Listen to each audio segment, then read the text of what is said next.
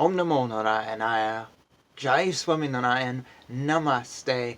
Welcome back to the Swami Vivekananda lecture, Bhakti Yoga. We're in the second part today. I really like this particular lecture. Some have been up, some have been down if you've watched all these videos so far, but this one I really enjoy. Of course, at the same time, we must always remember that we must recognize the ishtas of others and respect them. The other ideas of God, that is. Or else, worship will degenerate into fanaticism. There is an old story of a man who was a worshipper of Shiva. There are sects in our country who worship God as Shiva and others who worship him as Vishnu. This man was a great worshipper of Shiva, and to that he added a tremendous hatred for all worshippers of Vishnu and would not hear the name of Vishnu pronounced. There are a great number of worshippers of Vishnu in India, and he could not avoid hearing the name. So he bored 2 holes in his ears and tied 2 little bells into them. Whenever a man mentioned the name of Vishnu, he moved his head and rang the bells, and that prevented him hearing the name. But Shiva told him in a dream, "What a fool you are! I am Vishnu, and I am Shiva. They are not different, only in name. There are not 2 gods." But this man said, "I don't care. I will have nothing to do with this Vishnu business." He had made a little statue of Shiva, and made it very nice, and built an altar for it. One day he bought some beautiful incense and went home to light some of the incense for God. While the smoke of the incense was rising in the air, he found that the image was divided in 2. One half remained Shiva, and the other half was Vishnu. Then the man jumped up and put his finger under the nostril of Vishnu so that not a particle of the smell could get there. Then Shiva became disgusted, and the man was turned into a demon. He is known as the father of all fanatics, the bell-eared demon. He is respected by the boys of India, and they worship him. It is a very peculiar kind of worship. They make a clay image and worship him with all sorts of horrible smelling flowers. There are some flowers in the forests of India which have quite a horrible smell. They worship him with all these, and then they take big sticks and beat the image. The bell-eared demon is the father of all fanatics who hate all other gods except their own. This is the only danger in the Nishta Bhakti, becoming this fanatical demon. The world, though, gets full of them. It is very easy to hate.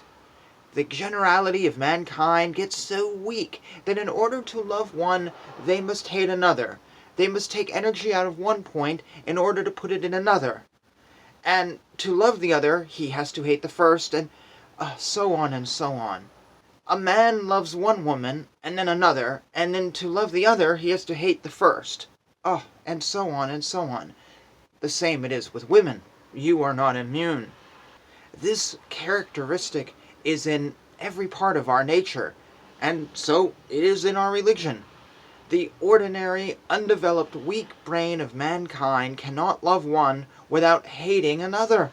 This very characteristic becomes fanaticism in religion.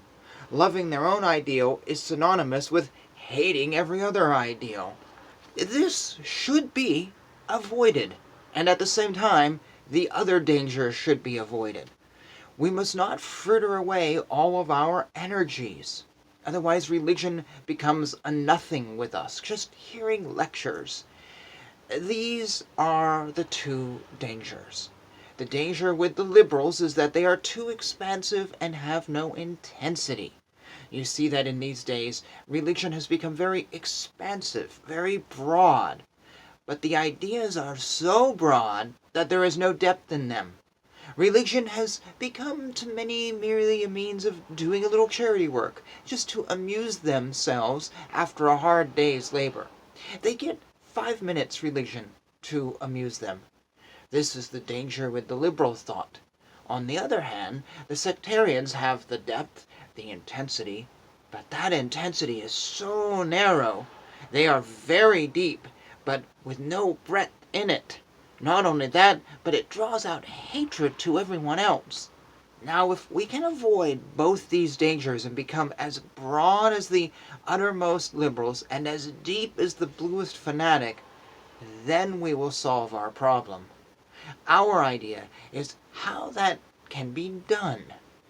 It is by this theory of Nishta, knowing that all these ideas that we see are good and true, that all these are so many parts of the same God, and at the same time thinking that we are not strong enough to worship Him in all these forms, and therefore we must stick to one ideal and make that ideal our life.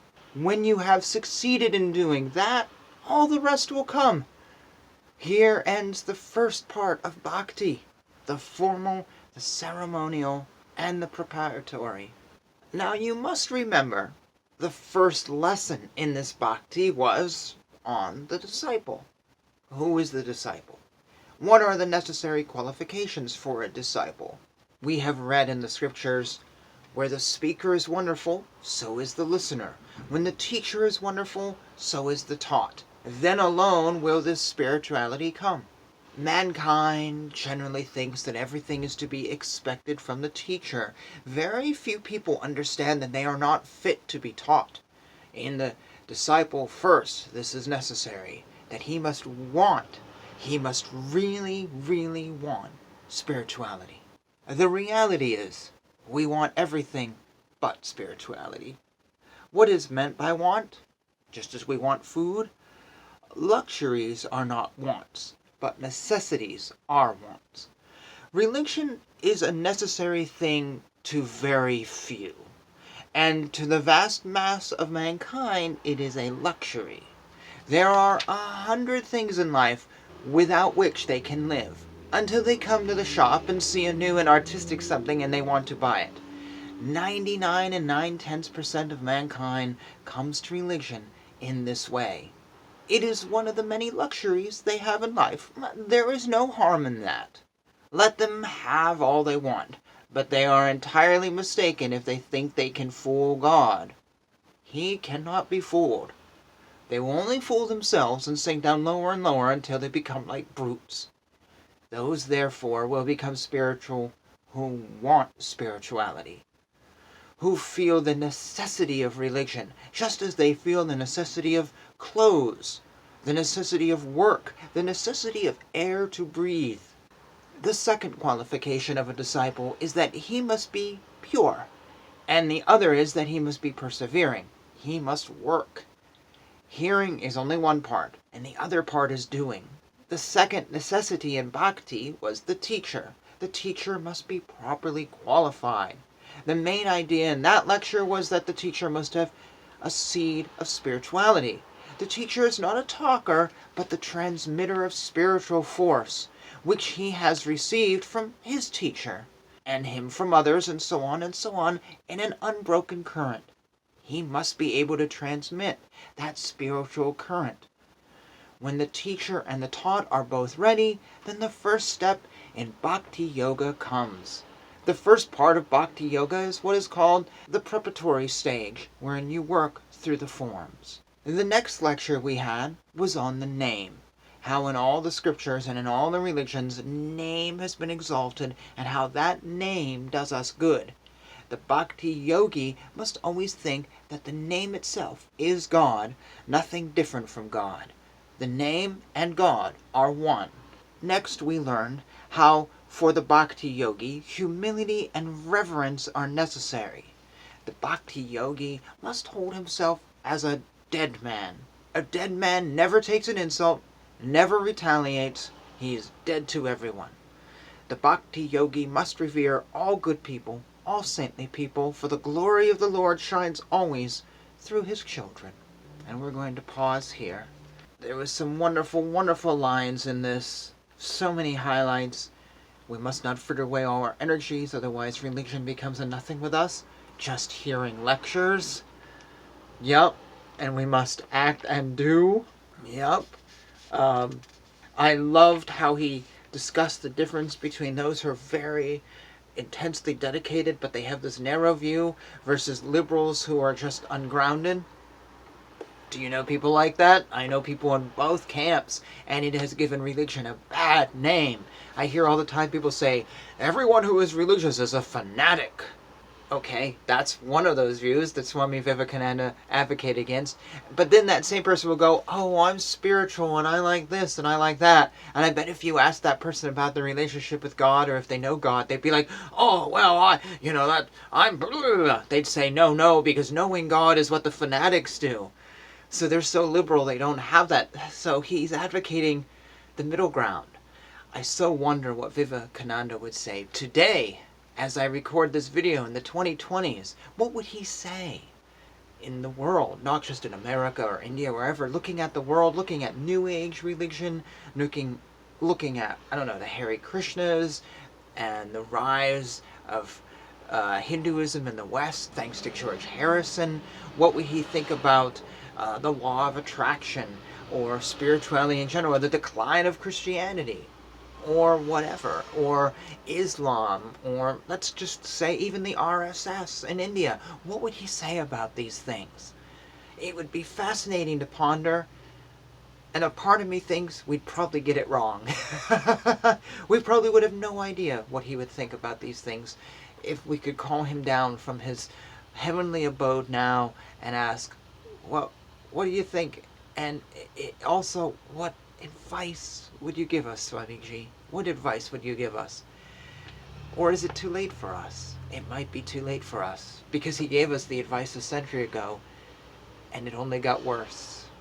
Sometimes. There's also some good things that have happened in religion. There's a lot of good things that have happened, so it's not all bad. Where would we be if George Harrison hadn't helped bring Hinduism to the West?